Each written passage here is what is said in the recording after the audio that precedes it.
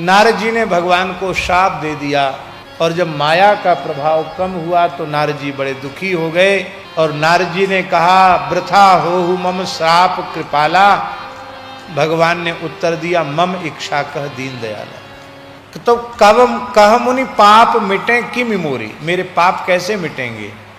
तो भगवान ने उसका उपाय बताया, जपहु जाय शंकर सतनामा, श्री शिव सतनाम स्तोत्र का पाठ करो और शिव तीर्थों में विचरण करो, सब जगह जाकर तपस्या करो, उपासना करो, शिव जी का अभिषेक करो। संपूर्ण ब्रह्मांड में जहां जहां शिव तीर्थ हैं सर्वत्र देवर्षि नारद जी पाताल से लेके ब्रह्मलोक तक सब जगह गए, सारी धरती के तीर्थों में स्नान किया।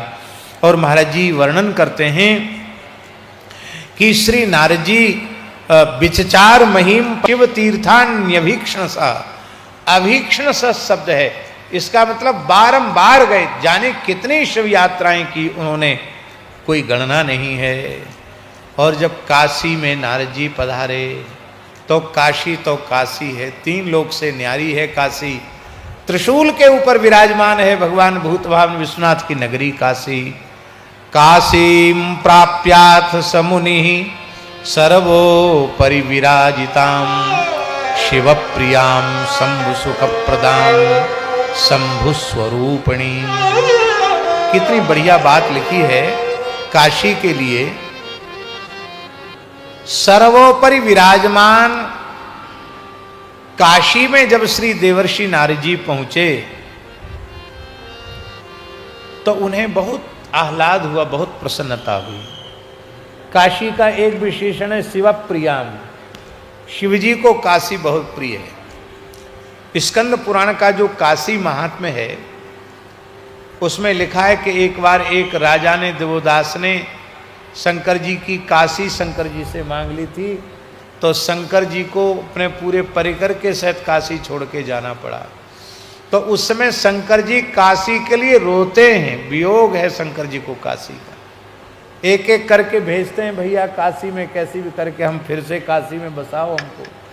बड़ा विलक्षण, बड़ा मधुर प्रसंग है स्कंद पुराण काशी महात्म्य का। कितने विनायक हैं काशी में?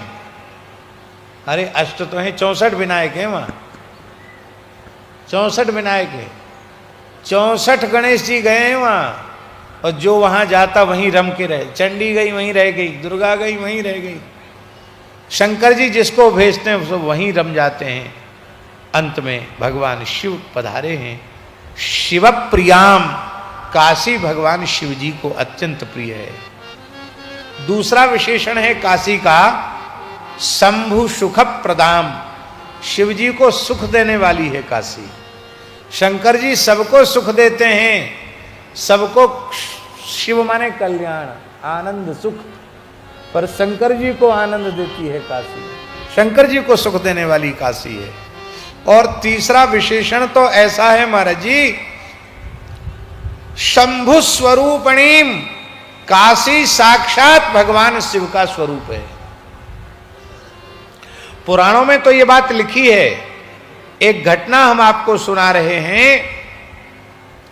आपने इस भारतवर्ष के महान तत्वज्ञानी संत, भगवत प्राप्त भगवत स्वरूप संत का नाम अवश्य सुना होगा, परमहंस स्वामी श्री रामकृष्ण देव जी महाराज, रामकृष्ण परमहंस जी महाराज, जिनके शिष्य विवेकानंद जी ने पूरे विश्व में हिंदू सनातन संस्कृति का ध्वज फहराया था। वो ठाकुर रामकृष्ण परमहंस देव जी महाराज जी जब काशी आए तो नौका से गंगा जी पार कर रहे थे। उस जमाने की बात है, उतने यातायात के साधन नहीं थे। तो उन्होंने काशी में क्या देखा, ठाकुर रामकृष्ण परमहंस देव जी ने, उन्होंने देखा कि एक ज्योतिर्मय पिंड है, न वहां कोई मकान है, न मठ है, न मंदिर है, न स्त्री है, न पुरुष है, कुछ नहीं है। एक ज्योतिर्मय लिंग के रूप में काशी का दर्शन किया, ज्योतिर्मय लिंग के रूप में काशी का दर्शन किया। 5 कोश का ज्योतिर्मय लिंग है काशी। शिव स्वरूपणी, काशी साक्षात भगवान शिव का स्वरूप है। और एक विशेष बात है महाराज जी काशी महात्म्य लिखा है जैसे अग्नि में पड़ी हुई वस्तु आग बन जाती है, ऐसे जो जीव काशी का व्रत ले लेता है वो भी काशी का स्वरूप हो जाता है, शिव स्वरूप हो जाता है। इसलिए शिव सायुज्य को प्रदान करने वाली काशी है। पूज्यपाद धर्म सम्राट स्वामी करपात्री जी की बात बहुत अच्छी कहते थे, हम उसको धृत करना चाहते हैं।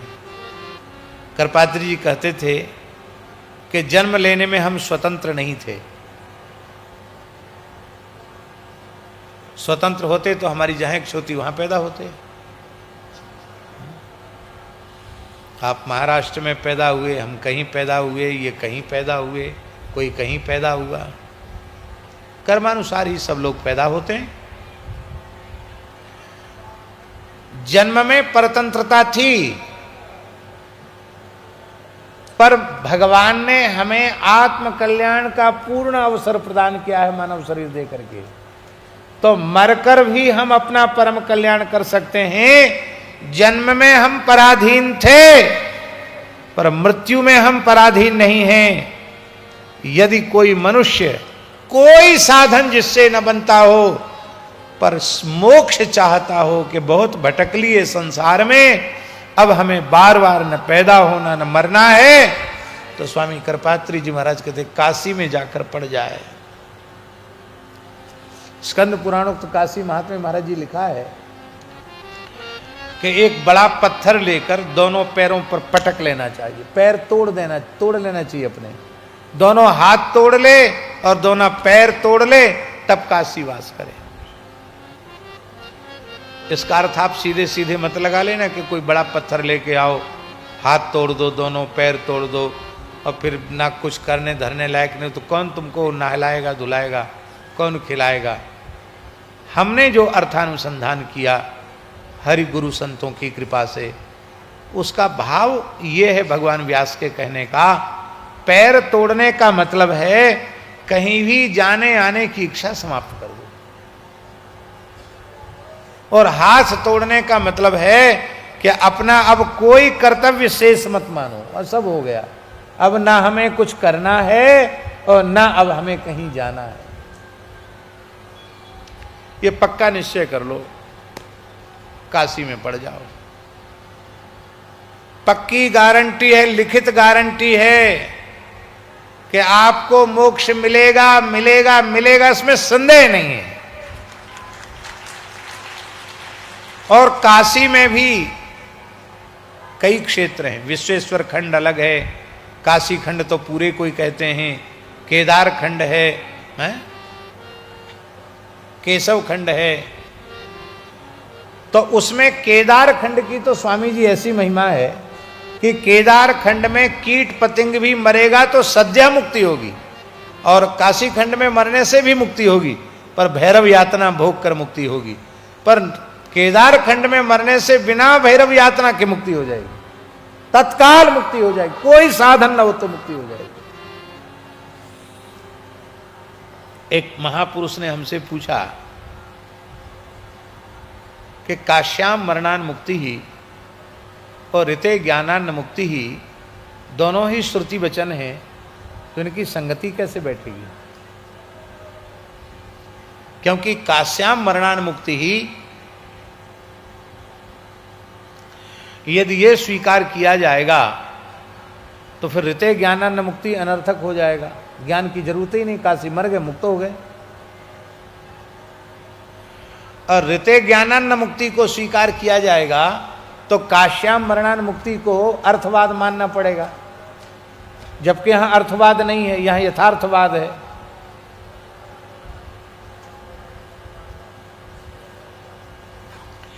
एक काशी के ही अच्छे महापुरुष ने पूछा था हमसे, पूज्यपाद पंचगंगा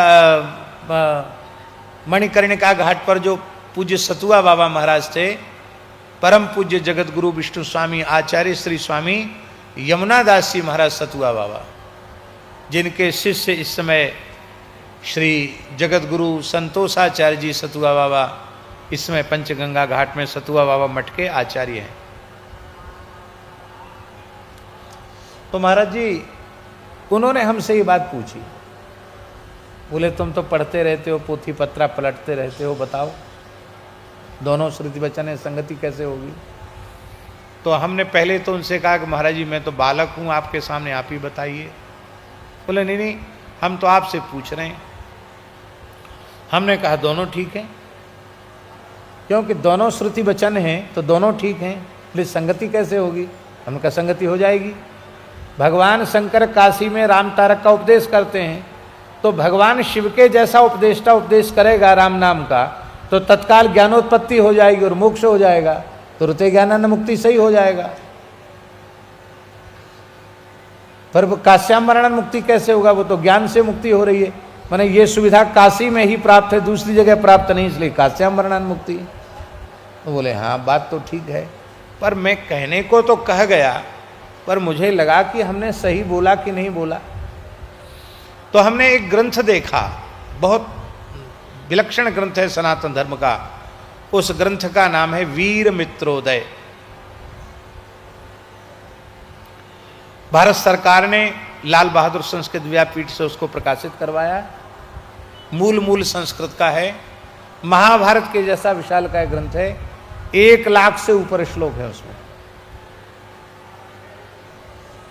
और एक ही ग्रंथ में सनातन धर्म की सारी जानकारी है। हमने बहुत अक्षरशः तो पूरा नहीं पढ़ा, लेकिन सिंहावलोकन न्याय से उस ग्रंथ को देखा। उसमें जैसा हमने अभी उत्तर दिया, यही मित्र महर्षि ने लंबे चौड़े शास्त्रार्थ के बाद यही उत्तर दिया है कि दोनों ही सही हैं, काश्याम मरणान मुक्ति और ऋते ज्ञानान मुक्ति। हमने कही चलो एक आचार्य की, महापुरुष की विचार पर मोहर लग गई, अब ये बात सबके बीच में कहे जाने योग्य हो गई। काशी मुक्ति की खान है, विश्वनाथ जी की बड़ी कृपा है, बहुत कृपा है, अन्नपूर्णा जी की बड़ी कृपा है, बहुत कृपा है। हमको काशी में रहने का सौभाग्य तो नहीं मिला, आने जाने का अवसर तो मिलता है, रहने का सौभाग्य नहीं मिला है। पर हमारे पूज्य गुरुदेव श्री भक्तमाली जी महाराज लंबे समय तक काशी में रहे, 13 वर्ष की आयु में काशी में आ गए थे वो, और फिर शास्त्री तक उन्होंने काशी में किया। तो सन 1943 में वो शास्त्री कर चुके थे, 1943 में। तो काशी में बहुत लंबे समय तक उनका निवास हुआ। उस जमाने में धीरे धीरे लोग पढ़ते थे, शायद 18-20 वर्ष की आयु तक महाराज जी काशी में रहे, इसके बाद विरक्त हो गए। हमारे मन में बहुत समय से था कि काशी में पूज्य गुरुदेव की स्मृति में कुछ न कुछ वहाँ होना चाहिए। अपने बहुत से विद्यार्थी वहाँ रह रहे हैं, पढ़ रहे हैं, बड़े कष्टपूर्वक रह करके शास्त्राध्ययन कर रहे हैं। तो विश्वनाथ जी ने अब कृपा की है, केदार खंड में ही एक स्थल छोटा सा भगवान विश्वनाथ जी ने, अन्नपूर्णा जी ने उपलब्ध कराया है। पुराना बना हुआ है, अभी नए बनाने की शक्ति तो है नहीं, पुराने को ही अभी रंग रोगन भी नहीं किया गया, पर उसी को साफ सफाई करके वहाँ सद्गुरु तपस्वाध्याय प्रतिष्ठानम करके वहाँ षडंग वेद का अध्ययन अध्यापन आरंभ हो गया। वहाँ 5-6 घंटे कम से कम पढ़ाई रोज चलती है। अभी ज़्यादा रहने की व्यवस्था नहीं, पर 4-5 ब्रह्मचारी रह करके पढ़ रहे हैं। अपने स्थान के ही एक संत हैं, वो स्वयं पढ़ाते हैं, कृष्ण गोपाल दास जी, और वो पढ़ते भी हैं, पढ़ाते भी हैं। BHU में भी पढ़ाने जाते हैं, कार्षणी विद्या भवन में भी जाते हैं, और यहाँ भी पढ़ाते हैं। तो सवेरे से रात तक पढ़ाते ही पढ़ाते रहते हैं। तो मन में विचार है कि भगवान विश्वनाथ जी कृपा करें, भारतवर्ष में कुछ बहुत अच्छे विद्वान तैयार हो जाएं। अब महाराज जी ऐसी हालत हो गई, हम आपको क्या कहें। कहने में थोड़ा सा संकोच होता है, लेकिन फिर भी कह देते हैं, कोई बात नहीं। ये बिना विधिवत तरीके से पढ़े लिखे बिना केवल 4 महीना 6 महीने में कथावाचक बनने की जो प्रवृत्ति है, इस प्रवृत्ति ने धर्म का और शास्त्र ज्ञान का सर्वनाश कर दिया। 6 महीने में भागवत कथा बांचो, 3 महीने में राम कथा कहने लग जाओ, क्या कहेगा? कहेगा सब उल्टा पलटा ही कहेगा। सुनना हो तो पूज्य स्वामी श्री प्रणवानंद सरस्वती जी जैसे एक अधिकारी महापुरुष की वाणी से सुनना चाहिए। ये कम से कम भी बोलेंगे तो शास्त्र के विरुद्ध तो नहीं बोलेंगे, सिद्धांत के विरुद्ध तो नहीं आप चाह के भी बोल पाएंगे क्या? अरे बोलने की बात छोड़ो, आप सुन नहीं पाएंगे। हम उठपटांग बोलेंगे, आप उठ के चले जाएंगे यहां से। इसलिए ये जो बहुत जल्दी वक्ता बनने की परंपरा, इसने शास्त्र का नाश कर दिया, और बहुत जल्दी गवैया बजवैया बनने की परंपरा ने संगीत का भी नाश कर दिया। हाँ, बुरा नहीं मानना, ये तो सब भगवान की कृपा से बड़े गुणी लोग हैं, अच्छे लोग हैं। हमको तो सरगम का सा भी पता नहीं है, ये लोग तो सब बहुत अच्छे हैं, बहुत विद्वान हैं। लेकिन ऐसी स्थिति आ गई है कि श्रम जैसे हमारे हनुमान जी ने, लक्ष्मण जी ने श्रम किया है और लगातार कर रहे हैं, इस तरह से लोग श्रम नहीं करना चाहते। क्योंकि लोकगीतों की धुन पर कुछ गा लेना, क्षेत्रीय कुछ गा लेना, या कुछ रसिया वगैरह गा लेना, उतने से ही काम चल जाता है। उनको संगीत सीखने की आवश्यकता कहाँ है? स्वर ताल के ज्ञान की आवश्यकता ही नहीं है। और एक बड़ी विचित्र बात है, एक वक्ता महानुभाव कुछ गा रहे थे, तो पवन जी जैसे कोई अच्छे तबला बजाने वाले थे, तो उनसे बोले बार बार, कहरवा बजाओ कहरवा। अब बेचारा कहरवा ही बजा रहा था बजाने वाला, तो उसने कहा, अरे बोले नहीं, और बढ़िया वाला कहरवा बजाओ। 2-3 बार टोक दिया तो उन्होंने तबला उठा के पटक दिया, बोले तुम बजा दो।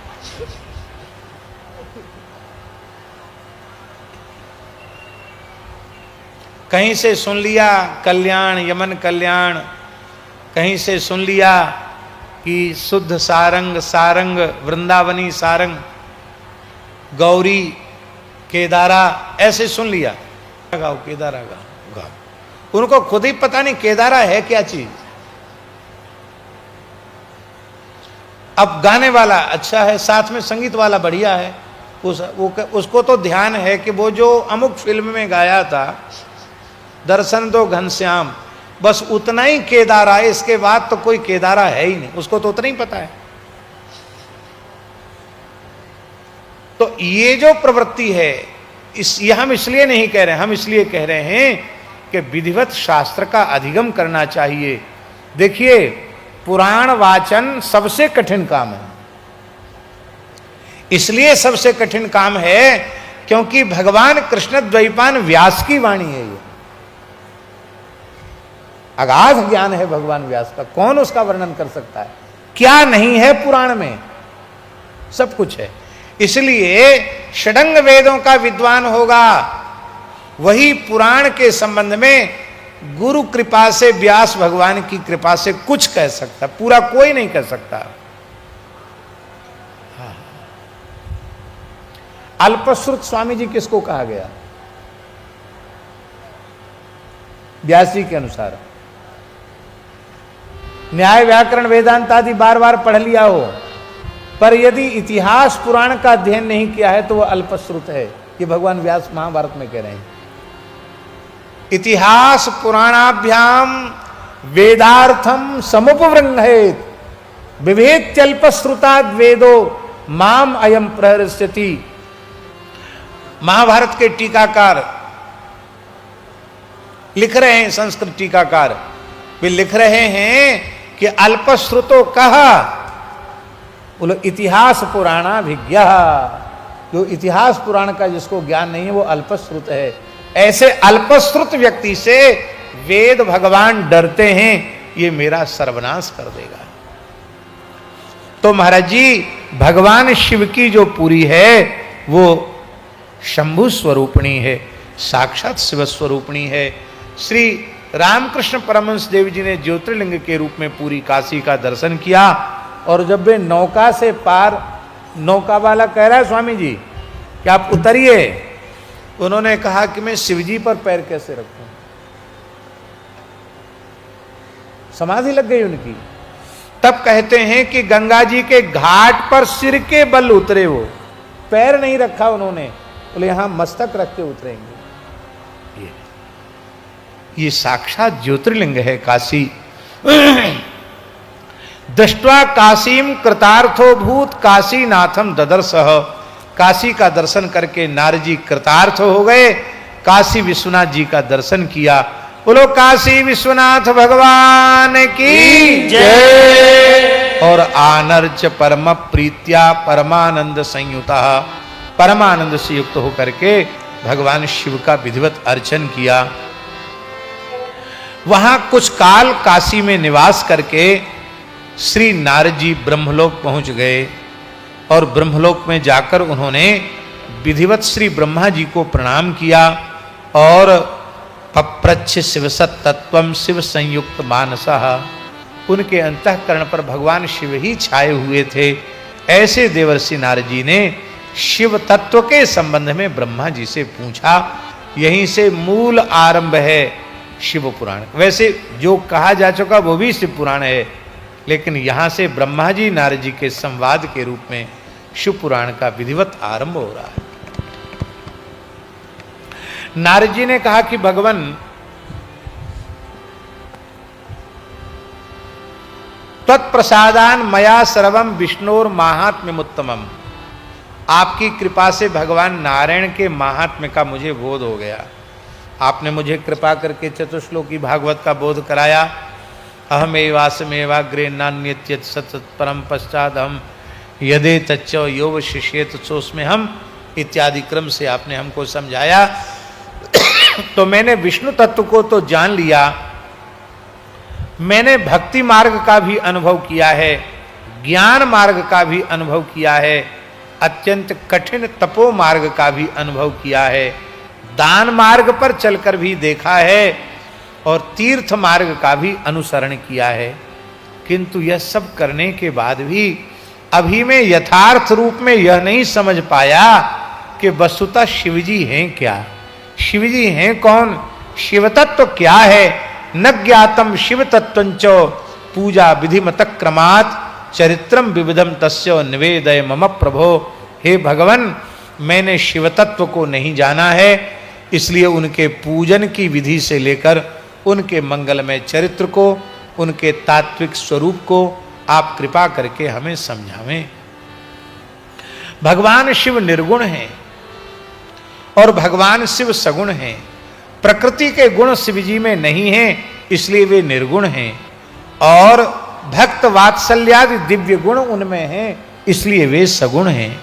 ऐसे भगवान शंकर का तत्व कैसे जाना जाए, आप कृपा करके बताओ। आपको एक श्लोक मालूम है? वो श्लोक है पुष्पदंताचार्य जी। पूरा शिव में हमने पढ़ दिया और उपसंहार में क्या बोल रहे हैं पुष्पदंताचार्य जी, आप सबको याद है? तब तत्वम न जानामि, बोलो, तव तत्वम न जानामि। सभी लोग बोल सकते हैं, तब तत्वम न जानामि, तव तत्वम न जानामि। कीदृशोऽसि महेश्वर, कीदृशोऽसि महेश्वर। यादृशोऽसि महादेव, यादृशोऽसि महादेव। तादृशाय नमो नमः, तादृशाय नमो नमः। पुष्पदंताचार्य जी कह रहे हैं, तब तत्वम न जानामि। हे महेश्वर, आप क्या हैं, कौन हैं, आपका स्वरूप क्या है, आपके तत्व को मैं नहीं जानता। पर आप जो भी हों, यादृशोऽसि, आप जैसे भी हों हे महादेव, आप उनको हम प्रणाम करते हैं।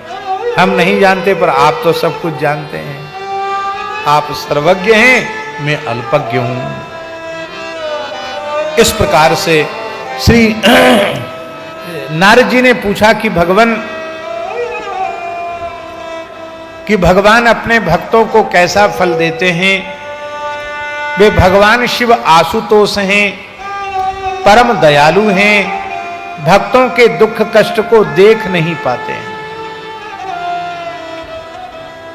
गोस्वामी जी ने विनय पत्रिका में लिखा है, देख न सकत दीन कर जोरे। शंकर जी का एक स्वभाव है, उनके सामने दीनहीन बन के कोई घिंघियाता है, हाथ जोड़ता है, शंकर जी सहन नहीं कर पाते। वो क्या चाहिए, ले जा ले जा, जल्दी ले जा। कितने उदार है। हे भगवान, ब्रह्मा विष्णु महेश ये त्रिदेव कहे जाते हैं। और हमने यह भी सुना है कि शिव तत्व के निरूपण में त्रिदेव शिव जी से ही प्रकट होते हैं। तो ये त्रिदेवों में जो महेश्वर हैं और जो सदाशिव हैं, इनमें कोई भेद है क्या? आप कृपा करके बतावें। उन भगवान शिव के आविर्भाव का भी चरित्र कहिए। यद्यपि वे अजन्मा हैं, फिर भी वे कैसे वे प्रकट होते हैं, आप कृपा करके बताइए। उनका चरित्र बताइए। भगवती उमा पार्वती का चरित्र बताइए। और हमने सुना है कि शंकर जी का विवाह भी हुआ, आप उनके विवाह का चरित्र भी कहिए। यद्यपि शंकर जी परम निवृत्ति निरत हैं, उनके जैसा वैराग्यवान निवृत्ति निरत और कौन होगा। लेकिन फिर भी वो गृहस्थाश्रम में प्रवेश करते हैं। गृहस्थाश्रम में कैसे गृहस्थोचित धर्म का निर्वाह करते हैं, उनको भी आप कृपा करके बताइए। उनका विवाह कैसे हुआ ये बताइए। उनका गृहस्थाश्रम कैसे चलता है इसको बताइए। कार्तिकेय जी के जन्म की कथा सुनाइए, गणेश जी के जन्म की भी कथा सुनाइए। और जो मैंने आपसे पूछा है वो सुनाइए, जो प्रश्न नहीं कर पाया हूं वह भी सुना दीजिए। बोलो भक्तवत्सल भगवान की। कई बातें पूछी हैं। यह है शिव पुराण का बीज। यहां जो महाराज जी नारद जी ने पूछा है कि शंकर जी का गृहस्थाश्रम कैसे चलता है, यह बड़ा रहस्यात्मक प्रश्न है। एक बात हम आपसे पूछते हैं,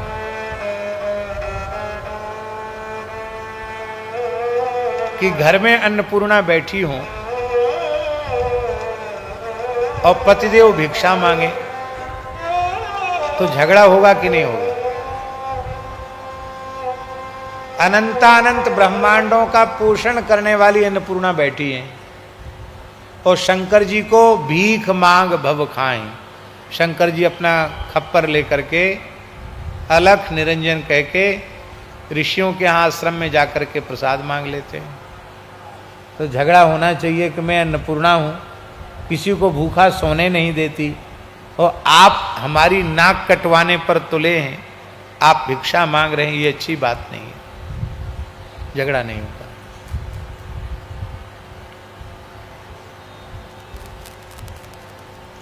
गरीब से गरीब आदमी विवाह करके एकाध झोपड़ी बना लेता है, फिर कच्चा घर बना लेता, धीरे धीरे पक्का घर बना लेता है। भोले बाबा आज भी कैलाश में वटवृक्ष के नीचे विराजमान है। यद्यपि शिवलोक का भी बड़ा सुंदर से पुराण में वर्णन है, लेकिन हम एक बात की बात कह रहे हैं। भगवान शंकर वटवृक्ष के नीचे बैठे हैं। पार्वती जी कभी झगड़ा नहीं करती कि तुमने कुटिया क्यों नहीं बनाई, मकान क्यों नहीं बनाया।